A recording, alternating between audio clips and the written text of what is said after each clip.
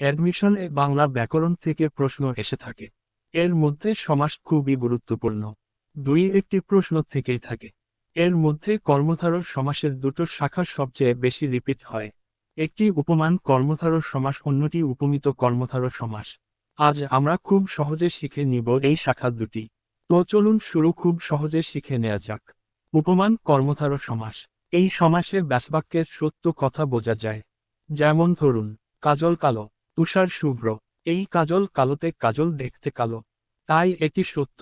আবার তুষার শুভ্র বাক্যটিতে তুষার, যা মূলত গুঁড়া বরফ এবং দেখতে সাদা, অন্যদিকে শুভ্র সাদা শব্দের প্রতিশব্দ, তাই এটিও সত্য ঘটনা।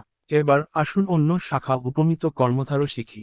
উপমিত কর্মধারয় সমাসে ব্যাসবাক্যে আগের পদের সাথে পরের পদের মিল থাকে না, অর্থাৎ মিথ্যার সম্পর্ক বোঝা যায়। যেমন চাঁদমুখ, সিংহ পুরুষ। এখানে চাঁদমুখে চাঁদ কখনো মুখ হতে পারে না, আবার সিংহ পুরুষে পুরুষ কখনো সিংহ হতে পারে না, তাই এটিও মিথ্যা সম্পর্ক। তাই এটি উপমিত কর্মধারয় সমাস। তো শেখা হয়ে গেল উপমান ও উপমিত কর্মধারয় সমাসের পার্থক্য। পরবর্তীতে এভাবে সহজে ব্যাকরণ শিখতে চোখ রাখুন চ্যানেলে।